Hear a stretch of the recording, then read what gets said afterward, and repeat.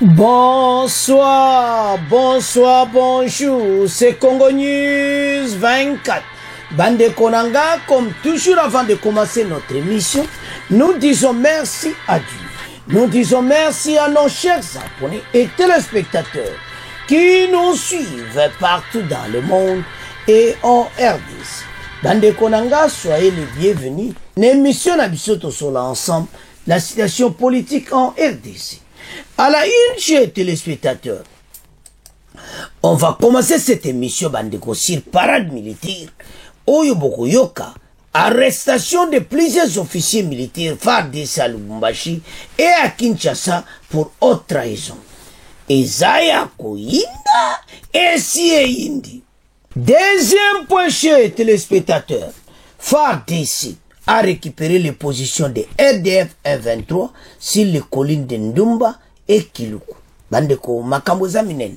FARDC yo kaka avancement ko sakana ngote. Tu as vu que match kalate ko baluka. Alors les collines si promba pembe na sake ba collines nyoso FARDC a récupéré ngo. Alors tous à la connect. Chers téléspectateurs, émission Nabse Bandi et comme étant tous là ensemble la situation politique en RDC. Ndeka toloba ine bandeli eti erangwe kokioto kutanaka yebisa banya nyoso bazala tango oyo tokobana mission na biso sur parade militaire oyo ba congolais nyoso de nouvelle eti ba officier militaire ya FARDC ba traître aux arrêts à Lubumbashi et à Kinshasa, ndeto loba o Lubumbashi va transférer ba on à Kinshasa plusieurs officiers. Et puis o à Kinshasa bango nyonso ensemble na ba wuti Lubumbashi bazana prison pour le moment. Alors tiwa wasala ki parade militaire na message na yi ezaki vraiment kitoko. Il a dit à ses soldats obimoze ko Taliban est-ce qu'ils a d'abord digne au commis rebelle, à l'objet sous directement à Boba Tikintsel, aux Arganansele, au Tikintsele, et c'est ça dit au commis rebelle. Makamoza minene bandiko. Tu comprends l'émission Oyo. Pourquoi Azolo Babongo? Ezo Salamawa. Parfois quand je regarde dans le but, ah, Mbokanabiso. Tant Azoloba, azotangana bata PPRD les politiciens na makambo ezoleka na S ba rejoindre S bazo kanga bango en cascade alobi toko récupérer mboka te saki bino message oyo yena moment moko kitoko aza kolakisa bango ete ba congolais moto ba votaki mokonza mboka ba juye ba pesi biso armée te to batela. Yaza le commandant suprême, Moussou Azati. Ba oyo nyonso wano bazo luka mboka na biso. Bango bakukenena bakozala na liwa parce que il y a la peine de mort. Bakangi officier en cascade tamba ko bomabino. Oh voilà gouvernement yo peine de mort et zo sili sabat. Mais arrêtez un peu de coopérer avec les Rwandais. Quand vous coopérez avec les Rwandais, vous vous sentez à l'aise et vous êtes bien là, voilà. Vous donnez toutes les données de FARDC aux Rwandais et les Rwandais passent comme ça. Donc ça fait mal. Voilà pourquoi tous ces officiers militaires à Lubumbashi et à Kinshasa aux arrêts. Tu vois souligner ma camarade très important dans le message. Le pays est en guerre. Donc on bosse dans le pays où il y a une situation en guerre. Nous sommes attaqués et la guerre qui nous a imposée par l'Occident. Mais la façon dont on a makambo yo biso pour changer le système. Russie a encore ma solo en profondeur parce que l'Amérique tu fais l'exilère na bango. Bango bazo coopérer na Kagame ensemble bazo kokate ko pese punition. Donc comme étant tout ce capé ko luka ka mokonza mboka. Ah, to ça l'MP bozo luka ke point. Si tu tapes Moutanga Zoluka, ah, non, Totika. Cette guerre tozo gagné ngo na ndenge moko a kitoko. Et tout a commencé aujourd'hui. Tout ça, un deuxième point. Faut adresser à récupérer ma colline, place, bango, bazaki, tous ces gens. Moi, ça. Mais tout ça, rapport.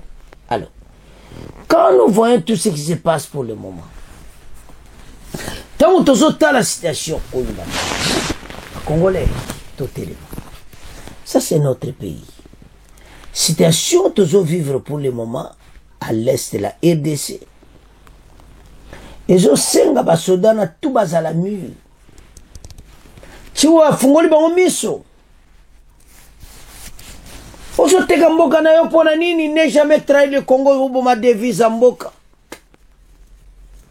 Et voilà, alobi boko kufa, boke prison, boko zala te libanda. Parce que la trahison oso boma mboka. Et quand on vous arrête, voilà le gouvernement de Tshisekedi, voilà ce qu'ils font, des arrestations arbitraires, mais c'est vous-même qui avez cherché tout ça. Mboka oyo, bato basi ba trahisa, ba trahisa, mboko ils ont fait des trahisons moko énormes. Basuka suka bango na libulu. Et de ce ko osozo trahir, mo suka vine ko zalakabo. Donc, ça n'a pas une intention, arrête. Bon, lundi, chef d'état-major, c'est clair. Il y a un teuze, ça va déco. Ce que je la station à Bissau, au monde qui. Quand on fait la vraiment mission. Donc, chez eux, ils ont mon lisso. Donc, ils ont combien de millions de morts au Bakoufi?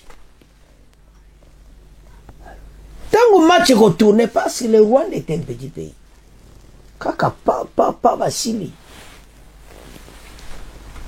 Là, l'ONU va condamner qui? Alors, situation de ça pour le moment, de récupérer Mboko. Faut tenter de faire un effort, malgré tant qu'on a perdu dans la FCC, mais il y aura des avancées bientôt. Total. Bandeko parade militaire à Chihuahua, en tout cas c'est qui a Osakanati. Il a précisé clairement l'arrestation de plusieurs officiers à Lubumbashi et à Kinshasa. Ba passé bangonyo so bakangi bango.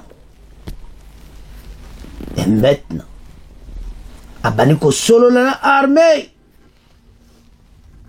Le général d'armée des forces armées qui Chihuahua Songesha, le chef d'état-major des forces armées de la République démocratique du Congo a annoncé lundi, lors d'une parade au Kakokolo, l'arrestation de plusieurs officiers de l'armée et de la police pour trahison.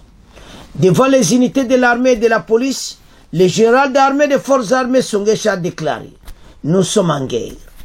Il y a parmi nous qui sont corrompus et incités à la trahison, parfois par nos propres politiciens. Des arrestations ont été effectuées à Lubumbashi et à Kinshasa. C'est grave. Aucun chiffre n'a été communiqué. Cependant, le chef d'état-major a également adressé un message fort aux officiers présents qui questionnent les loyautés et les conséquences de la trahison. Tout en critiquant lourdement les politiciens impliqués dans de telles activités, il a souligné l'importance de la dénonciation et la sévérité des peines accrues par ceux qui refusent de collaborer. Par ailleurs, fin mars, Adam Chaloué, Yannick Chiwola, Henri Magie, Wali Felo, membres du Parti pour la Reconstruction et la Démocratie PPRD de Joseph Kabila, ont été vus lors des meetings avec des leaders rebelles. Dans ce contexte, les tensions accrues avec les rebelles, les RDF M23 dans la province du Nord Kivu. Le gouvernement a annoncé la reprise des exécutions capitales contre les militaires accusés de trahison, levant ainsi la moratoire sur la peine de mort instaurée en 2003. Cette décision signée par le ministre de la Justice Rose Mutombo est une réponse directe aux défis solitaires que le pays affronte actuellement. En tout cas, Azaki clair. Tout développer ma sola parce que azolo bango clair mazotanga na bansele azotanga partout botika mwasi na bana ki kota zamba. Ça fait mal. Alors, sans plus tarder, Tolanda Chiwewe, bon auto avance.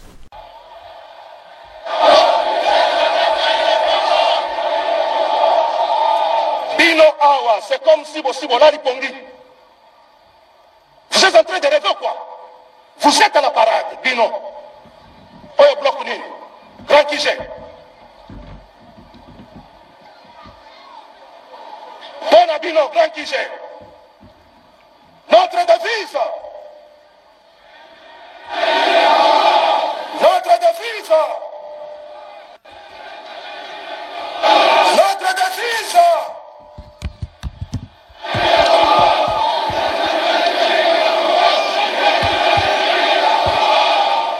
Très bien. Parce que Euti Namonokona Bino, deuxième point, rappel Kaka.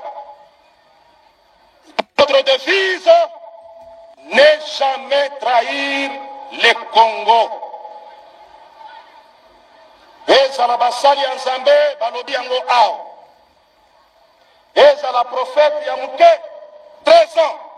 Alobi makambo etali la trahison. Eloko moko nakoyebisa yo oza soldat policier ya Congo. Oza policier pe soldat ya RDC. Raison pour laquelle olati teni owana. Teni oyo tolati eza teni oyo gouvernement na biso esombeli biso.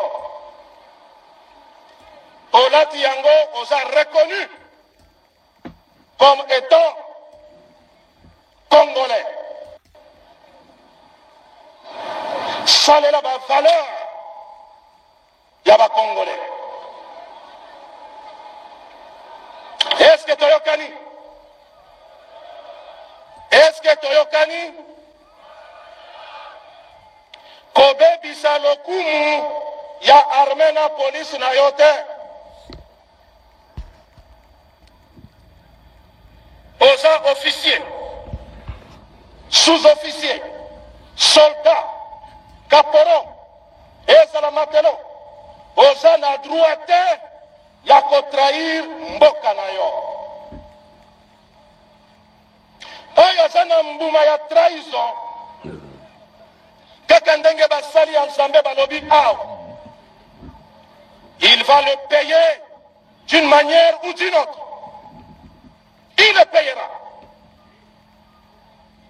Vous n'avez pas l'intérêt ya ko collaborer na monguna. Vous n'avez pas cet intérêt-là.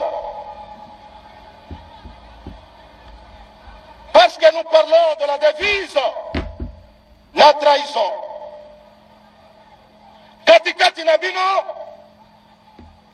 kaka ndenge na lobi, mboka na biso eza na bitumba. Nous sommes en guerre. Mais, chose grave, tozana batu oyo, bazo corrompre bango facilement, bazo tindika bango, ba poser ba acte ya mabe. Et puis batu oyo bazo tindika bango, bazaka kapatu na biso. Plus grave, des fois nos politiciens et les secrétaires, parce que bolandi landi yango na ba télévision, bazo lakisa ba homme politique, bazo instrumentaliser ba militaire na ba policier. Yango na profité na minute oyo, parce que na Lubumbashi bakangi ba officier ya armée, bakangi ba policier ya police, baza na Kinshasa. Awa na Kinshasa tosi aussi de Kangi Kangi, par officier Monsouche, pour la trahison, et avec preuve, et eux-mêmes passent aux aveux. C'est grave. C'est grave. Na lingina nona tunayo, oza général, il y a FRDC. Oza général, il y a police. Oza colonel, il y a FRDC. Oza colonel, il y a police. Ofandi na ville. Oza na mamutuka na yo. Oza na mwasi na yo na bana na yo. Okei ozongi otali mwasi na yo. Omati ozongi otali libota na yo. Mais olingi babenga yo rebelle. Olingi vraiment babenga yo rebelle. Est-ce que oyebi signification ya rebelle? Yo vraiment offendi? Osala yo kivyo? Ozo sala mosala na yo bien sans problème?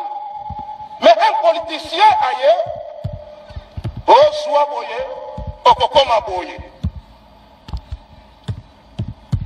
Mais qui a trahi, trahira toujours. Qui trahit, trahira toujours. Même dans Moutou Oyo, Azo Benda yo, ayebi ke yo osa traître, oso trahir. Même dans Okei, osa na liste ya ba traître, ba yebi ke Oyo, aza na semence ya trahison. Okoma rebelle. Babenga yo rebelle. Na yo politicien. Ofandi na bombe. Oza bien. Okei Kintambo. Okei Nsele. Menobi babenga yo rebelle. Tokotika yo te. Pomboka oyo tokotika yango te. Tokobunda. Tokobunda. Ti makila ya suka ekosopana tokobunda.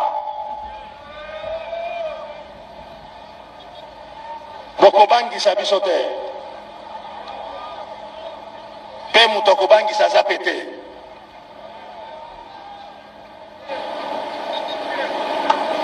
Mais nazo rappeler bino na raison.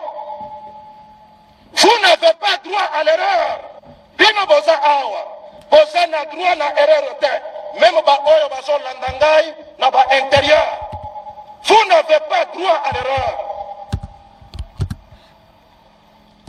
Au Kobimazine, au Kobo se retrouve comme un villageois. Au Kobo un villageois na kamwa kwa moko boye. Au Kobo ça bloqué wana. Jusqu'à ce que Jamba Kosunga to ko récupérer kaka. Alors, ceux qui t'ont récupéré, yo kokende wapi? Yo kokende wapi? Sikoyo mwasi na yo na bana na kamwa biloko na yo oyo toyebi eza awa. Topesa yo yango? Est-ce que je suis malade? Ngai na liboma? Yo lelo o changer kazak na batela ndako na yo na malade.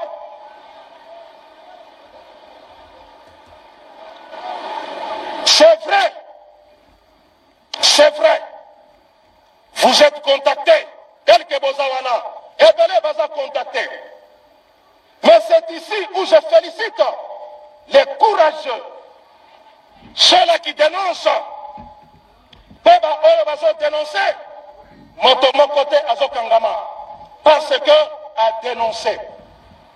Mais yo oso dénoncé Oko Kangama bon tabac, tu feras la prison bêtement. Oko sa la prison, Namutu Oyo, Ayaki ko contacté yo, Aza na capacité à ta mon côté, Yako bimisa yo la prison. Ezakaka yo, libota na yo, bana na yo, deba ko souffrir. Mais bon, bango bazo lia ba beefsteak. Bazo lia ba beefsteak. Bazo wadini, ba marche pied na biso, bazo sale na biso mosala. Yo oko ba marche pied ya mutu. Je suis fier. Yakolata tenu officiellement. Après avoir prêté serment, je me dis, Nazana défense Yamboka Nangai. Nazana défense Yamboka Nangai. Il ne faut jamais trahir. C'est ici que Nalingina félicité Bino. Parce que parade Nabiso Yasuka, je pense, si je ne me trompe pas, c'était le 16 octobre. Awa. Le 16 octobre. Nayebisa Bino Nyonso, l'armée est apolitique. L'armée est apolitique. Toti kaba politicien, passa la mosala na bango. To s'ingérer na makambo na bango, yaba élection te. Toti kabango moko ba pona, nani oyo akobima comme commandant suprême ya Mampinga. Tomi Bendaki, avant, pendant et après.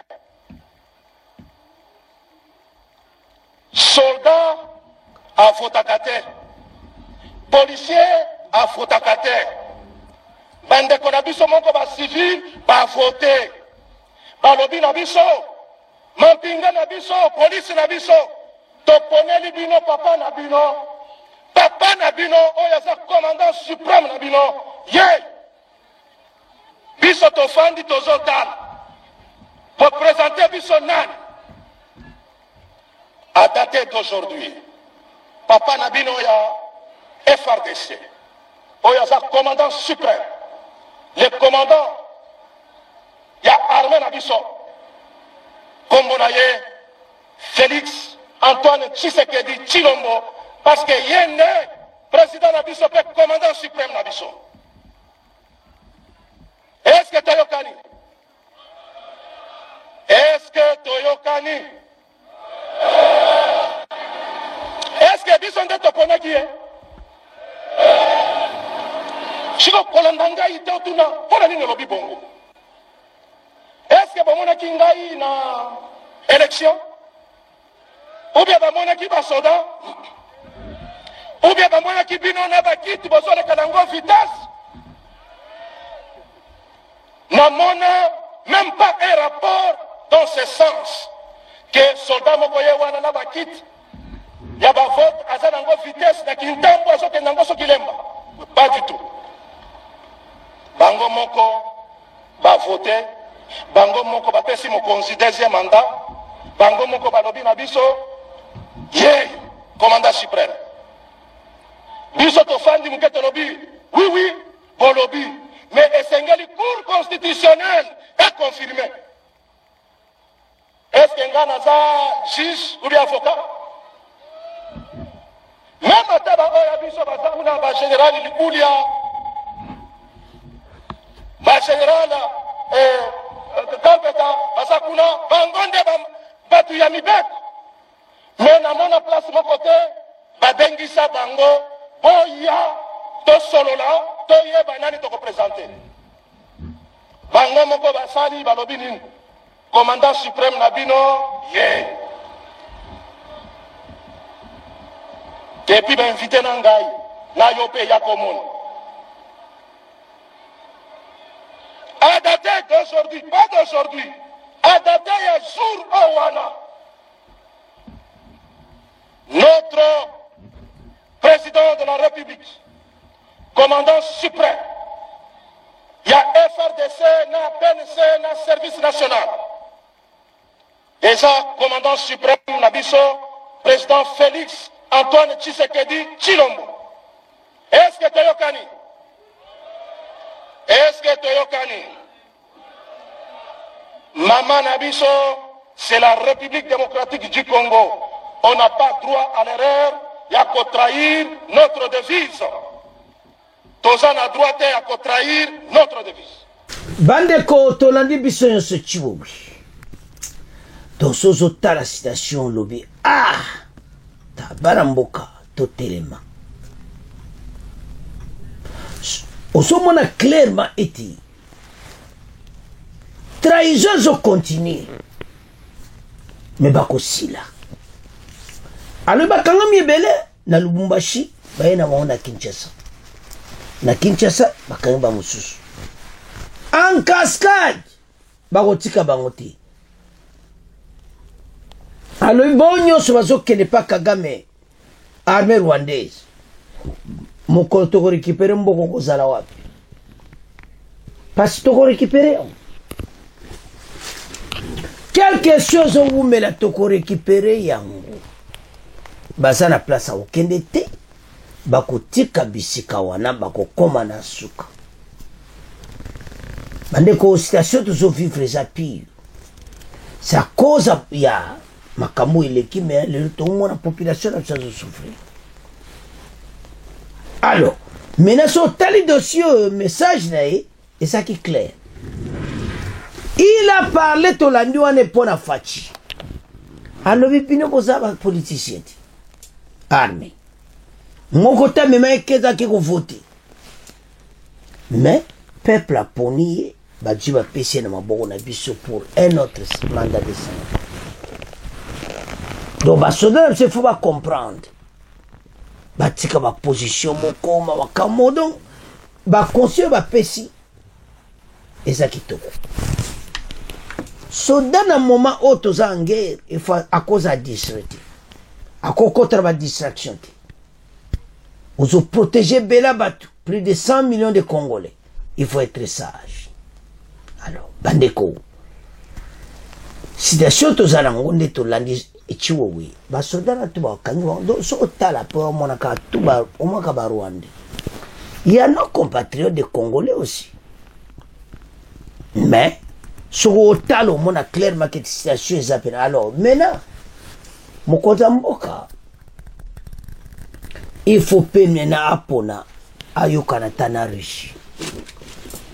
Tout ce qui va démarcher cause à l'encours. Parce que les Américains, les Européens, nous sommes déçus. Pour va au salabiso. Peuple, les mots ne savent pas si. Mais, à ça.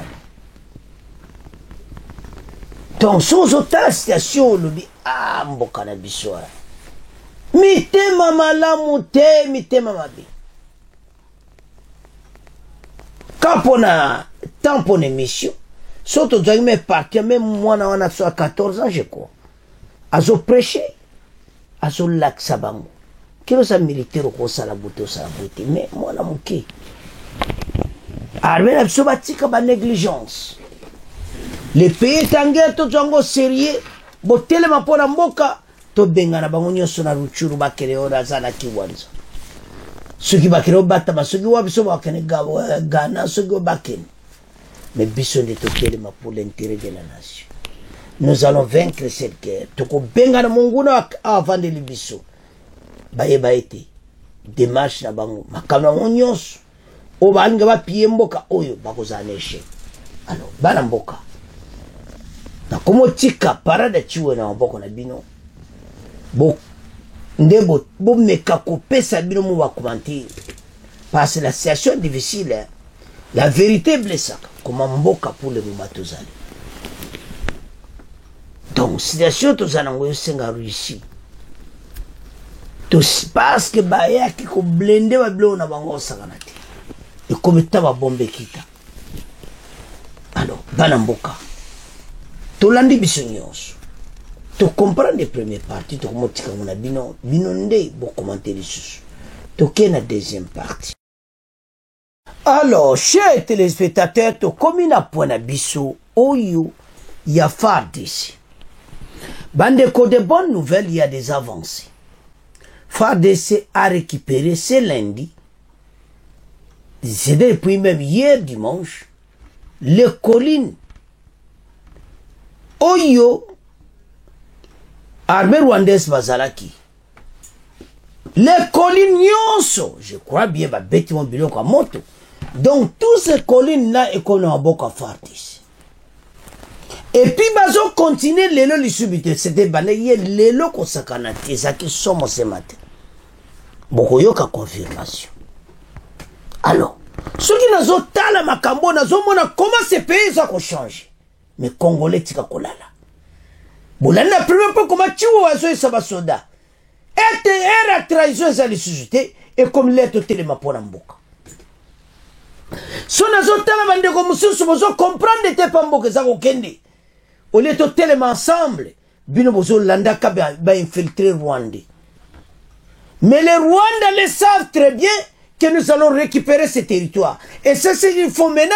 Ils sont en train de voler des minéraux, pillage des ressources naturelles. Il y a des avancées à l'Est. Ceux qui croient que nous allons perdre cette guerre, vont se tromper. C'est plutôt le contraire. Nous allons vaincre cette guerre. Et pays oyo, beaucoup moins. Parce que ba Rwandais oyo ba côté les biso kuna na armée rwandaise. Bazana mission kagamoko. Pillage total. Parce qu'ils le savent qu'un jour bako kiti. Parce qu'ils le savent et balkanisation kopesi kufakala to sudo kundango. Balkanisation obo sana masolo. La guerre actuelle, la guerre qui nous a été imposée par l'Occident et les autres là. Tout comme en finale. Et qu'aussi là rapidement et tous ces gens vont périr. Parce que ils sont en train de larguer des bombes par-ci par-là, croyant que une provocation, mais c'est que l'armée congolaise est comme ça là-bas. Et ça m'a quand même la kati. Bah, qu'on vivre en haut. Alors, bandeko, citation tous en ango. Et tes besoins tous assis ma farde. C'est pas ces victoires qu'on botte là-bas, colline wana. Non loin de Sake, qu'on benga na batu oyo. Ce qui le va continuer. Ils peuvent arrêter, arriver à Kichanga, Kiwanza et Ruchuru, le plus tôt possible. C'est la question, il y a ma cambo, bazon négocier, bazon faire.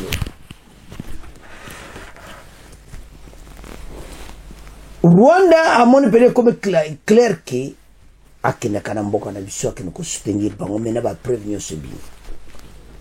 Et maintenant, a comme un problème sérieux. Un, pourquoi wangana qui deux, mena situation indéfinie. Bandeko, pays na biso, tozana nyonso, oyo pour le développement du pays. Oyo zo sala biso mabeza ba traître, o ba trahir mboka. Comment yo la tipete à RDC ozo trahir mboka na moko? Oh non, bandeko. Peine de mort y la période à bien. Mais tout tanga. Oh là là. FARDC a récupéré les positions de RDF M23 sur les colonies de Ndumba et Kilou. Les combats ont repris ce lundi matin 15 avril entre les FARDC et les groupes armés locaux contre les rebelles du M23, notamment dans les villages de Nyambingwa, au groupement de Mufuni Shanga, dans les territoires de Massissi, et vers le nord de Kikuku, cette fois-ci dans les territoires de Rutshuru. Bozolanda, dans le nord de Kikuku, de côté de Nyonso, FARDC Masolo Kitoko. Cette fois-ci, Bandeko, des sources locales indiquent cependant que depuis dimanche, la situation reste volatile autour de Sake particulièrement. Dans les territoires de Massissi, ces affrontements se sont concentrés depuis tôt ce lundi autour de l'agglomération de Mweremana, chef-lieu de la chefferie de Baoundi. Indiquent plusieurs sources locales. Elles précisent que des détonations d'armes lourdes et légères ont été entendues toute la matinée, notamment sur les collines de Ndumba et Kiruku, près des notabilités Kiguya, Mahoma et village Sacha. Les RDF M23 ont lancé l'attaque selon ces sources, mais font face à une violente réplique de la part de l'armée congolaise et des combattants des groupes armés locaux. Ces combats reprennent dans cette zone après un autre épisode d'accrochage. Rapporté dimanche, toujours dans la matinée, autour de Sake, précisément sur les collines Kiwili, Vinano et Kimoka. Certaines sources proches des groupes armés rapportent que l'armée congolaise a récupéré une position de RDF M23 sur les collines. Ce qui reste à vérifier. Par ailleurs, depuis 10 heures, bandeko, local, bon monaki, makamoko sakanati. Alors, donc, aux hommes qui y a des avances, mais bisoto loma kamakama la mouti. Par ailleurs, depuis les 10 heures locales, c'est lundi de fortes détonations à l'arme lourde et légères sont entendus au nord de Kibuku. Chef-lieu de la chefferie de Bouite, dans les territoires de Rutshuru, aucun détail sur le bilan de ce combat. Alors, bandeko soso tala FARDC baza décidé pour na gagner guerre. Oyo, par ces situations de Zanango et Zanakote, il y a défense, makabubela en tout cas babongisa. Comme ça, to benga na batu oyo. Qu'il bazo ya ko déranger biso. Na chef na bango. Dozamawa. Alors, bandeko. Situation pénale on est aux otala. FARDC ça avance au 50. Mais avant même tout boyo kada no excès on dengeni babotolaki. Bakolin wana FARDC bon to avance. Madame, Messieurs, bonjour. Ce journal part du Nord Kivu. Les combats ont repris ce lundi matin entre les FARDC et les groupes armés locaux contre les rebelles du M23. C'est notamment dans le village Nyamubingwa, groupement de Mufunishanga, dans le territoire de Masisi, et vers le nord de Kikuku, dans le territoire de Rutshuru. Selon des sources locales, depuis hier, la situation reste volatile, en particulier autour de Sake. Le récit de Bernardin Nyangi. Dans le territoire de Masisi, ces affrontements se concentrent depuis tôt ce lundi autour de l'agglomération de Bouiremana, chef-lieu de la chefferie de Baoundé, indiquent plusieurs sources locales. Elle précise que des détonations d'armes lourdes et légères ont été entendues toute la matinée, notamment sur les collines de Ndumba et Kiluku, près des notabilités de Kituva, Mahoma et village Chacha. Les rebelles du M23 auraient lancé l'attaque, selon nos sources, mais font face à une violente réplique de la part de l'armée congolaise et des combattants des groupes armés locaux. Ces combats reprennent dans cette zone après un autre épisode d'accrochage rapporté hier dimanche, toujours dans la matinée, autour de Sake. C'était précisément sur les collines Kiuli, Vunano et Kimoka. Certaines sources proches des groupes armés parlent de récupération par l'armée congolaise d'une position des rebelles sur ces collines. Par ailleurs, depuis 10 heures locales ce lundi, de fortes détonations d'armes lourdes et légères sont attendues au nord de Kikuku, chef-lieu de la chefferie de Bouito, territoire de Rutshuru. Nos sources parlent de combats qui opposeraient les FARDC et groupes armés locaux aux rebelles du M23. Goma. Bande Kotolandi. Donc, ce tala, ce monamawa. Parce que, tout ça n'a pas coquille. Mais il a connu ce bon ce chef, la haute trahison. Donc c'est ça ce qui se passe pour le moment. Et ils le savent très bien que c'est un gars qui a gagné. Ah, c'est à nous. Et là, comme tout. Ah. Rwanda n'a pas eu position à Bissou. Mais ils ont 5 gars totalement pour l'honneur. Totalement. Bisognos to tombo la FARDC bende le koyati. Ça ce n'est que le début de force. Parce que ça déterminé. To la musi moto bi me bino comment. Bosela ka boba attaquer allez. Biloka moto. Donc et ça pena kito. Il y a honte ça va congolais était tant aux annonces à réflexion. Au yoka. Au comprendre parce que si on a tala barwando batonde pa na biso. Oh voilà, est-ce que bango bazo mono bango bazo sala présent na bango sala pa na biso. So bazuka moi mais biso ce qui se passe là-bas. Des millions de morts, mais bango le suka moko moko kufi. Mais et l'autre ça va congolais était toujours en assurance. Situation tous en est en contrôle. Mais au sein de mon mboka boulé maintenant côté à Russie. Tu éviter parce que les Américains par la bateau c'est très compliqué. Moi ma kamkandi au mona ba mafia do ba désordre mo bo mona bam bam bam mais biso lingi mboka oyo to me quoi avancer.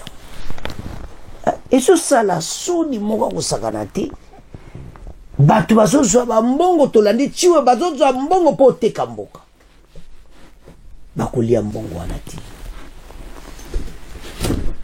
parce que la peine de mort ezali kola mutu na bango bana mboka totelema na position oyo po toganye tout ce pays eza pays moko riche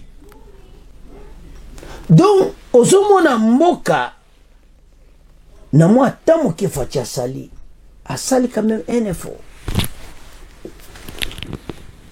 mais mikebele bokoza d'accord nanga te mais soko otali non kitoko yango tosenga congolais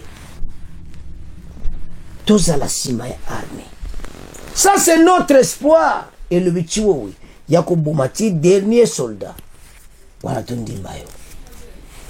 Alors soki tozotala dossier omona clairement te en tout cas makambo oyo eza ya kosakana te mais eloko yosalama ozani ce sont les Européens d'abord bakosi mokonzi ya mboka donc bagena bango mais tous un espoir était guerre oyo tokoganya yango mais elono osenga na bakongolais totikana kolobaka n'importe quoi sur armée. Ils sont des vaillants soldats qui se battent sur le terrain.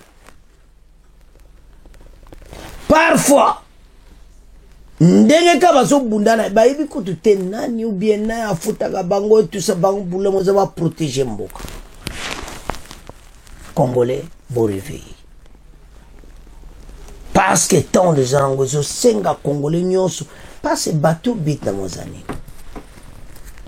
Bazwa koto ala nyonso bavanda bana kosala kotimola wa minde. Alors, ya honte ça va congolais te comme tant to la muka. Tout est pour ce pays. Parce que au moins le président rwandais a un problème sérieux. Ayeba ki le président Fachité. Maintenant au moins ba minda na ye. Kalate et kobeta. Pe bako yoka lokito, pe bako panzana. Et nous allons vaincre cette guerre. Coûte que coûte même si ils ont oumela. Mais l'autre senga mena mokonzi atala côté à Russie maintenant. Bandeko donc so ndenge kaka tozolo bana station oyo en tout cas totelema. Parce qu'infiltration oyo bolandini chiwe clairement bateau nyonso baso kanga bango. Mais baso tikate. Donc au moins le nombre de Rwandais bakota na mboka parce que il ba vrai congolais pe basa. Baso so mbongo wa corruption pour ba trahir ce pays. Asa bolo. Tous ces gens peine de mort et kolanda ne passe pour trahir toute une nation. Alors yango biso nyonso za la bomoko. Mais bandeko sid bandeko partout bino wa politicien bino na bino bon meka ça les faut tous à l'ensemble pour tout les mambo tout les msamboka. Mais situation oyo guerre à l'est va avancer zali mais mona kuna zolo ba oyo kuna dobalo ma bezo pesa tumitema pasi ba bana de père et de mère ba lingi mboka na bomba gagner toujours. Alors maintenant sur la situation au tozango à l'est et comme étant moutunion à téléma pour tout gagner bitumbo pour na libérer parce que tant au monde donc makambo yo ozo le kana est et comme la tamongo peno mona oui makambo sil mena boba kende ki kuna et le bichiro boba kende kuna siko bakozala parce que bakini bakovanda kuna na zamba tant ba bombarder ko ya oh boena bo ba bomi biso allez ba créer ba dossier qu'il quitte ce pays bakende bakite te bakovie biloko pena yo kaka sukoi na ba drone. Alors bana mboka situation tozanango ezo senga biso so tozala ensemble. Les pays menacés à l'extérieur, à l'intérieur, le bichiwowe ki otiki bana na ntele na mwasi na bana yo komi na okuna na katasa. Yango bana mboka ezo sala du plaisir na émission lelo. Pourquoi FARDC à récupérer quand même Bakolio le plus tôt possible. Comme ça, total andeni ba okena nzela koy. Alors, banamboka, tala, pays oyo, makamse vous allez haut et les bas, mais ces pays, et ça la position bien. Parce que Zalaki n'a retard sur combien. Mais, na moi tamuke, pays oyo, et baniko soit fort, et récupérer. Baseka kibiso humiliation. Kakatala moi pays en Rwanda, même balo avec Fachi, masolo kitoko. Alors, banamboka, c'est à ce point comment clôturer mission d'absolu. Vous continuez à s'abonner massivement. Au revoir. À la prochaine.